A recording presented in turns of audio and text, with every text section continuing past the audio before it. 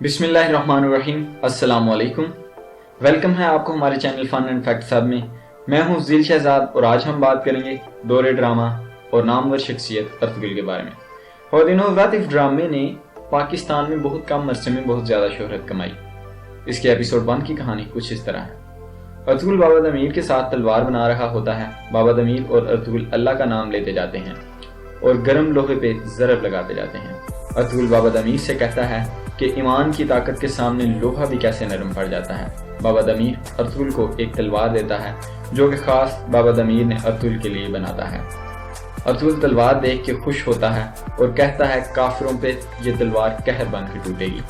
Ertugrul بابا دمیر سے کہتا ہے نہ تو ذوالفقار سے اچھی کوئی تلوار ہے اور نہ علی جیسا کوئی بہادر، اور دمیر سے وعدہ کرتا ہے کہ تلوار ہمیشہ قبیلے کے حق اور بقا کے لیے اٹھے گی۔ دمیر ارطغرل کا منہ دلواتا ہے، ارطغرل سے پوچھتا ہے خیر تمہارے جان باز اتنے بے چین کیوں نظر آ رہے ہیں؟ ارطغرل بتاتا ہے کہ شکار پر جا رہے ہیں۔ دمیر پوچھتا ہے ان حالات میں کہاں ملے گا شکار؟ شکار کے علاوہ اس سلطنت کا بھی سوچنا ہے۔ موسم برسنے سے پہلے کچھ نہ کیا تو حالات بھیانک ہو جائیں گے۔ ارطغرل بابا دمیر سے کہتا ہے وہ کل اجلاس میں سن لینا۔ دمیر ارطغرل سے پوچھتا ہے اگر کوئی حل ہے تو مجھے بھی بتا دو۔ ارطغرل کہتا ہے ابھی تو بس گردارو بھائی کے دماغ میں ہے۔ گردارو 40 اشرفیوں میں ایک نقشہ خریدتا ہے۔ اس کی بیوی شہناز اسے پوچھتی ہے کہ تم نے 40 اشرفیاں اس پہ لگا دی؟ تو گردارو اسے نقشے پر ہاتھ رکھ کے سارے علاقوں کے بارے میں بتاتا ہے۔ شہناز نقشے پر موجود ایک جگہ کا پوچھتی ہے تو گردارو کہتا ہے کہ کل پتہ چل جائے گا۔ اتنے میں وہاں شہناز کی بہن روشنی بھی آ جاتی ہے اور ارطغرل کو پیار بھری نظروں سے دیکھتی ہے۔ ارطغرل اور اس کے ساتھی شکار کے لیے روانہ ہو جاتے ہیں۔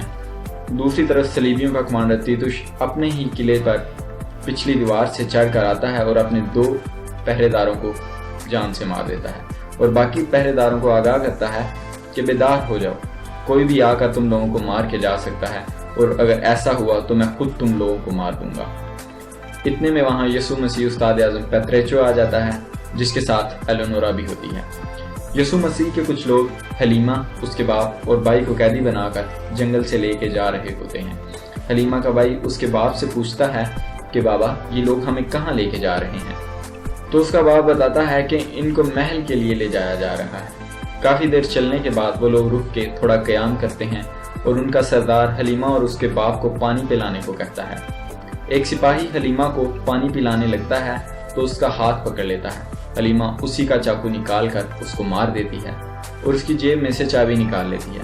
حلیمہ کا باپ حلیمہ کو تالا کھولنے کے لیے کہتا ہے اور باقی سپاہیوں پہ نظر رکھتا ہے۔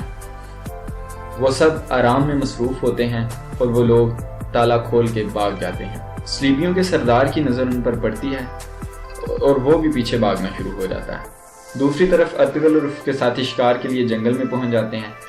سردار حلیمہ کے باپ پر تیر چلاتا ہے اور ان سب کو پکڑ لیتا ہے۔ اتنے میں ارطغرل کی نظر ان پہ پڑتی ہے اور وہ حملہ کر کے ان سب لوگوں کو مار دیتا ہے۔ حلیمہ کو ارطغرل پوچھتا ہے کہ وہ کون لوگ ہیں؟ حلیمہ بتاتی ہے کہ بابا تاجر ہیں۔ ارطغرل کہتا ہے ہمیں یہاں سے چلنا چاہیے، شام کا وقت ہو رہا ہے، درندے خون کی بو سونگھ کر یہاں جلد ہی پہنچ جائیں گے۔ تیتوش اور یسوع مسیح مسلمانوں پر قبضہ کرنے کے لیے پلان بنا رہے ہوتے ہیں اور دوسری طرف قبیلے میں سلمان شاہ کے پاس ایک تاجر آتا ہے جو اس کو تحفے دیتا ہے، جو سلیمان شاہ کو دوغلوں کو کہہ کر غریبوں میں بھجوا دیتا ہے۔ اور وہ تاجر باقی قبیلوں کی حالت بتاتا ہے کہ تمام ترکش قبیلے آپس میں لڑ رہے ہیں اور صلیبی بھی اپنی بقا کے لیے جنگ کرنے کے لیے تیار ہیں۔ تاجر سلیمان سے تجارت کی اجازت لیتا ہے۔ کردوغلو سلیمان کو بتاتا ہے کہ کاراتویگر بھی ترک قبیلوں کو دھمکانے لگا ہے۔ دوسری طرف حلیمہ ارطغرل سے اس کے قبیلے کا پوچھتی ہے تو ارطغرل اسے بتاتا ہے وہ کئی قبیلے سے تعلق رکھتا ہے اور سلیمان شاہ کا فرزند ہے۔ ارطغرل حلیمہ کو ساتھ لے کر قبیلے پہنچتا ہے اور اسی طرح ایپیسوڈ 1 اختتام کو پہنچتا ہے۔ ایپیسوڈ 2 کے ساتھ اگلی ویڈیو میں پھر حاضر ہوں گے۔ یہ تھی ہماری آج کی انفارمیشن۔ مزید انفارمیشن کے لیے ہمارے چینل کو سبسکرائب کریں، بیل آئیکن دبانا مت بھولیے گا تاکہ ہر نئی آنے والی ویڈیو کے بارے میں آپ کو اپڈیٹ ملتی رہے۔